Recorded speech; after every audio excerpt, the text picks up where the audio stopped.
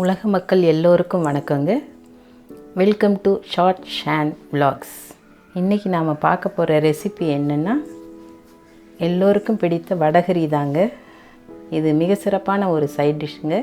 இட்லி, தோசை, ஆப்பம், இடியாப்பம் எல்லாத்துக்கும் யூஸ் பண்ணலாங்க. எல்லாருக்குமே ரொம்ப பிடித்தமான ஒரு டிஷ் தான் இன்றைக்கி பண்ண போகிறோம். அதுக்கு தேவையான பொருட்கள் என்னென்ன அப்படிங்கிறத நம்ம பார்க்கலாம் வாங்க. If you are new to this channel, please hit the subscribe button. Let's get into the content. இந்த வடகரிக்கு தேவையான மெயின் ஐட்டம் வந்து கடலைப்பருப்புங்க. 1/4 கிலோ எடுத்து 2 மணி நேரம் ஊற வச்சு நல்லா தண்ணியெல்லாம் வடிச்சிட்டு வச்சுருக்கேங்க. இதை மிக்சியில் போட்டுக்கிறலாங்க. 3 மீடியம் சைஸ் வெங்காயம் எடுத்து நீல வாக்கில் நைஸாக கட் பண்ணி வச்சுருக்கேங்க. 2 மீடியம் சைஸ் தக்காளி எடுத்து பொடியாக கட் பண்ணி வச்சுருக்கேங்க. ஒரு கையளவு கொத்தமல்லி, ஒரு கையளவு புதினா 2 கட் பண்ணி வச்சுருக்கேங்க. அடுத்து தாளிப்புக்கு 2 பட்டை பீஸு, ஒரு 6 கிராம்பு, 3 ஏலக்காய், 1 டீஸ்பூன் சோம்பு, ஒரு 4 பிரிஞ்சி இலை எடுத்து வச்சுருக்கேங்க. கருவேப்பிலை, பச்சை மிளகாய், இதெல்லாம் தாளிப்புக்கு போடுறதுங்க. மிளகாய்த்தூள், மல்லித்தூள், மஞ்சள் தூள், உப்பு, இதெல்லாம் போடுற நேரம் எவ்வளோ போடணும் அப்படிங்கிற குவான்டிட்டி நான் சொல்கிறேங்க.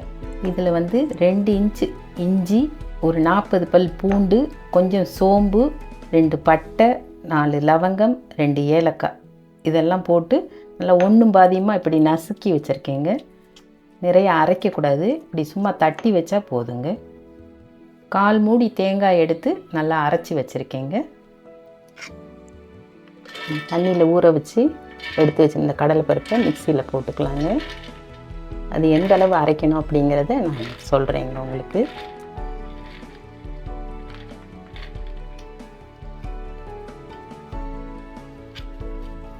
ரெண்டு காஞ்ச மிளகாய், கொஞ்சம் கருவேப்பிலை, இந்த பருப்புக்கு தேவையான உப்பு அரைச்சிட்டு வந்து காட்டுறேங்க. மாவு எந்த அளவு அரைச்சிருக்கோன்றத காட்டுறேங்க உங்களுக்கு. பாருங்கள், இந்த அளவு அரைச்சா போதும்.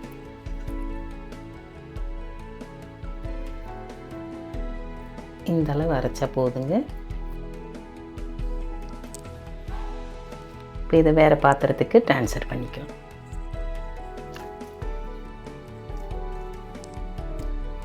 இப்போ இது கூட என்னெல்லாம் சேர்க்கணும் அப்படிங்கிறத சொல்கிறேங்க. 1 டேபிள் ஸ்பூன் இஞ்சி பூண்டு பேஸ்ட்டு, கொஞ்சம் புதினா, கொஞ்சம் கொத்தமல்லி. உப்பு சரியாக இருக்கான்னு பார்த்துக்கலாங்க. பார்த்துட்டு இது எண்ணெயை சூடு பண்ணிவிட்டு அதில் அப்படியே பக்கோடா மாதிரி போட்டு எடுத்துக்கலாங்க. வடை மாதிரியும் தட்டி போடலாம், பக்கோடா மாதிரியும் போட்டு எடுத்துக்கலாங்க. எப்படின்னாலும் இதை வந்து நம்ம உதுத்து தான் போட போகிறோம். அதனால் நம்ம விருப்பம் தாங்க எப்படி போடுறது அப்படிங்கிறது. எப்படி எண்ணெயில் போடுறேங்கிறத நான் உங்களுக்கு காட்டுறேன். ஆயில் ஊற்றிக்கலாங்க பேனில். இப்போ பேனில் எண்ணெய் சூடு பண்ணியிருக்கேங்க. அதிகமாக சூடாகணும்னு தேவையில்லை, கொஞ்சம் ஒரு மிதமான சூடு இருந்தாலே போதும். அப்படியே சின்ன சின்னதாக எடுத்து போட்டுக்கலாங்க. கொஞ்சம் எண்ணெய் காயணுங்க. அதிகமாக வறுக்கணுன்னு அவசியம் இல்லைங்க, ஒரு பாதி வெந்தாலே போதும். ஏன்னா அந்த கிரேவிலையும் வேகும் இல்லைங்களா.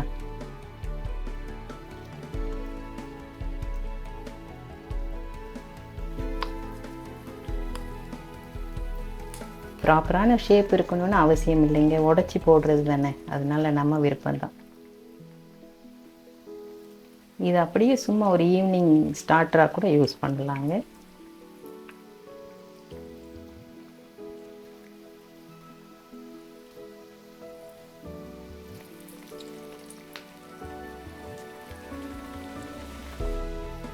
ஒரு சிலர் இப்படி ஆயிலில் ஃப்ரை பண்ணி எடுப்பாங்க, ஒரு சிலர் வந்து ஆவி கட்டி எடுப்பாங்க, இட்லி பாத்திரத்தில் வச்சு வேக வச்சு எடுப்பாங்க. ஒரு சிலர் வந்து தோசை தவாவில் வந்து அப்படியே தட்டி போட்டு அடை மாதிரி எடுத்து தட்டி போட்டு அப்படியும் கிரேவியில் போடுவாங்க. இந்த 3 விதமாக பண்ணலாங்க. இதை நான் பண்ணுறது இன்றைக்கி வடையாக பண்ணுறேங்க. ஹெல்த் கான்ஷியஸ்ன்னு பார்த்தோம்னா நம்ம வந்து ஆவி கட்டி செய்தோம்னா எண்ணெய் தேவைப்படாதுங்க. டேஸ்ட் ஆனால் ஆவி கட்டி செய்கிறத விட இதில் தான் டேஸ்ட் கூடுதலாக இருக்குங்க.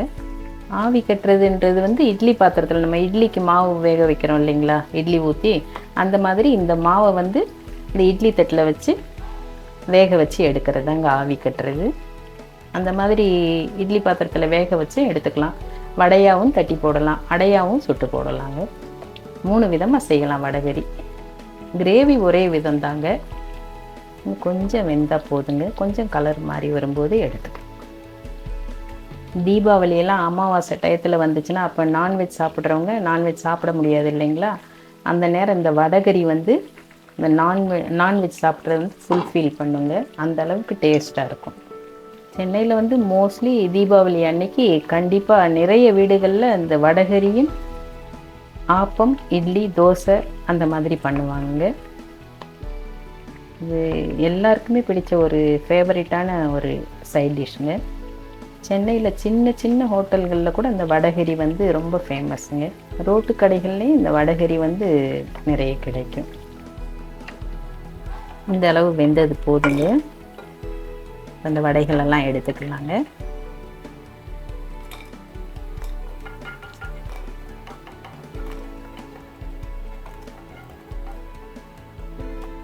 இந்த அளவு ஃப்ரை பண்ணால் போதுங்க.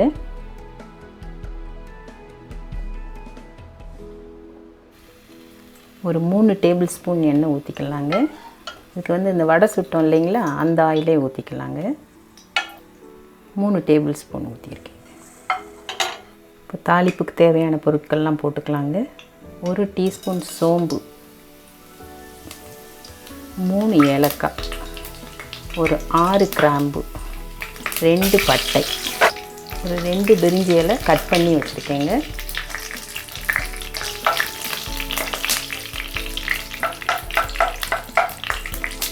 பச்சை மிளகாய் ஒரு 5 பச்சை மிளகாய் கட் பண்ணி வச்சுருக்கேங்க. 2ஆக கீறி வச்சுருக்கேன். கொஞ்சம் கருவேப்பிலை,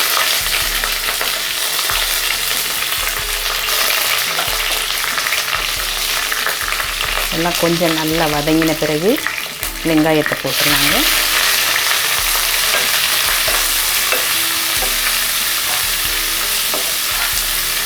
இந்த வெங்காயத்துக்கு தேவையான கொஞ்சம் உப்பு மட்டும் போட்டுக்கலாங்க. ஏன்னா உப்பு கொஞ்சம் போட்டோம்னா வெங்காயம் சீக்கிரம் வதங்கும், அதனால் போட்டோம். வெங்காயம் அதிகமாக நல்லா ரெட்டாக ஆகிற அளவுக்கு வதக்கணும்னு தேவையில்லைங்க. ஒரு பாதி அளவு வெந்தால் போதும். இந்த அளவு வெங்காயம் வதங்கும் போதே ஒரு 2 டேபிள் ஸ்பூன் நம்ம இந்த உரலில் இடித்து வச்சோம் இல்லைங்களா, இஞ்சி, பூண்டு, சோம்பு, கிராம்பு, ஏலக்காய், பட்டை, இது எல்லாத்தையும் இதோடு ஆட் பண்ணிக்கலாங்க.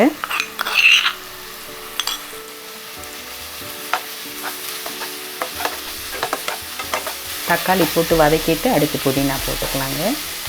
இப்போ இந்த ஸ்டேஜில் தக்காளி போட்டுக்கலாம்.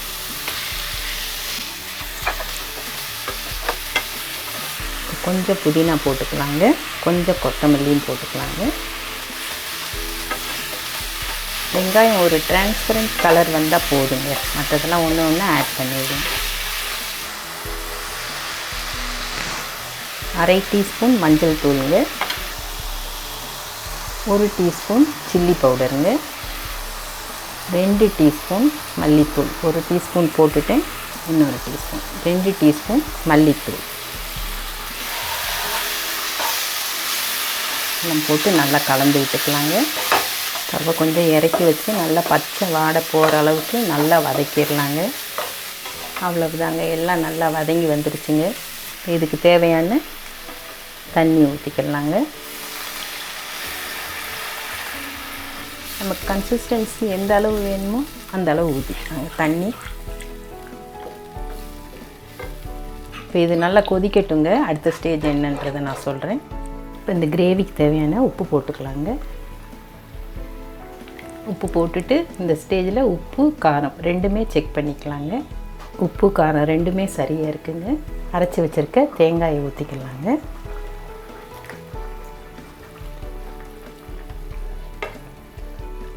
உங்களுக்கு இந்த கன்சிஸ்டன்சி போதுன்னா இந்த அளவு பார்த்துக்கோங்க. இல்லை இன்னும் கொஞ்சம் லிக்விடாக வேணும்னா நீங்கள் கொஞ்சம் தண்ணி ஊற்றிக்கலாம். இப்போ முக்கியமான ப்ராசஸ்ங்க. இந்த வடைகளை வந்து சின்ன சின்னதாக இப்படி பிச்சு இதில் சேர்த்துக்கிறலாங்க. இந்த அளவு பீஸுகளாக போட்டால் போதுங்க. பாருங்கள்,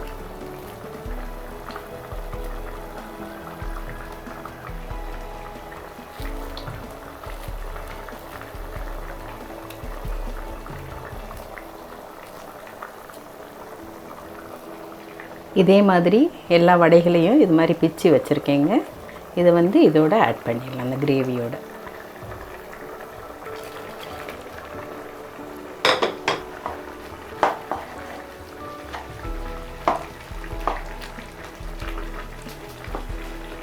எல்லா வடைகளையும் உள்ளே நல்லா அழுத்தி விட்டுறலாங்க. வடைகளை போட்டுட்டு கொஞ்சம் புதினா இலைகளை போட்டுக்கலாங்க. கொத்தமல்லியும் தூவிடலாங்க.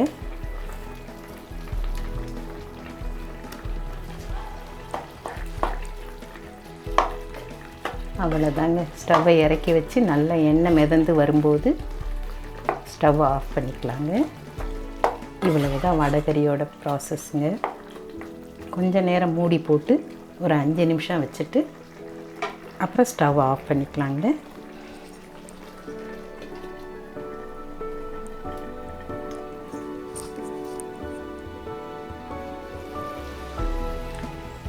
வடகரி அருமையாக வந்திருக்குங்க. பாருங்கள் வடகரியோட கன்சிஸ்டன்சி எப்படி இருக்குன்னு. ரொம்ப அருமையாக வந்திருக்கு. இதே மாதிரி வடகரி நீங்களும் வீட்டில் உள்ள சுலபமான பொருட்களை வச்சு வெங்காயம், தக்காளி, கடலைப்பருப்பு, இஞ்சி, பூண்டு மெயினானது அவ்வளோதாங்க. இது எல்லாமே ரெகுலராக நம்ம வீட்டில் இருக்க பொருட்கள் தான். இதை வச்சு அருமையாக அழகாக செய்து நீங்களும் டேஸ்ட் பண்ணுங்கள். எங்களுக்கு வடகரி அருமையாக வந்திருக்கு. நீங்களும் செய்து சாப்பிடுங்க. இந்த ரெசிபி உங்களுக்கு பிடிச்சிருந்ததுன்னா லைக் பண்ணுங்கள், ஷேர் பண்ணுங்கள், சப்ஸ்கிரைப் பண்ணுங்கள், கமெண்ட் பண்ணுங்கள். தேங்க்யூ.